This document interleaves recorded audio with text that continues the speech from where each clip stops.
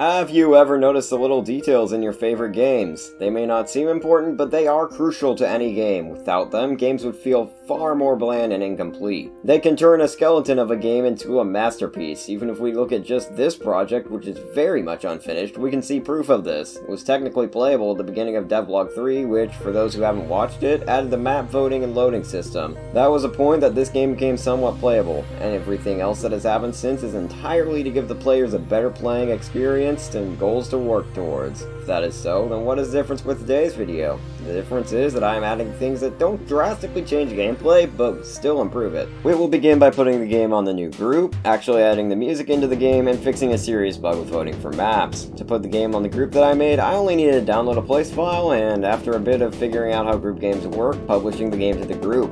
Pretty simple. Now let's move on to the voting bug. The way this bug worked is by not registering votes from players who had voted at any point of time in the server. Obviously, this creates an issue. I needed to fix it, and the way I did was by actually resetting the table that says if the player has voted or not for each match. This table exists so that you can't vote more than once for any one match, but I had forgotten to reset it after voting is done. The next thing on my list was to build the global coins leaderboard. I had no idea of how to grab info for players out of a data store without them being in the server, so I looked up a tutorial to see the piece that I was missing. Turns out that there's a different type of data store that I have to use instead of just grabbing the data from the existing data store. I used what is probably the simplest possible script, so hopefully it doesn't cause lag issues later on. If it does, I'll fix it somehow. I also found that the second type of data store doesn't store arrays, so until I find an alternative, it's going to be the one potentially laggy leaderboard instead of like 12 that I probably would have added otherwise. The next thing I chose to add was an extension to the lobby to mess around in during the intermission. I added a little room to the right of the shop with a marble track in it. It isn't much, but it's far better than just a square with a shop. Afterwards, I added the tutorial. It pops up to new players and tells them the basics of the game, like how the game works, so what coins and experience are and how to earn them, and what the cosmetics shop does. The main reason I added this was because of the red bricks that had points which are in 2 hard mode maps, but once I started making it, I realized that new players will definitely need a tutorial either way. It is skippable, however, so if you decide to play this game with knowledge of how to play, there's no need to sit through it. The final little additions to this game that I added this week are 2 informational GUI objects which show your level and your coins. They are very easy to program in, especially since I've made them before in my previous game. I wish I could talk more about them, but they were extremely easy to make and understand. I just check for your level, coins, and remaining XP, and that's about it. There's a bit of math involved in calculating the experience you need and the progress you have to the next level, but it's nothing I can't put on screen now.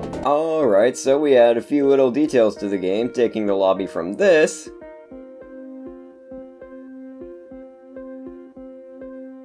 to this.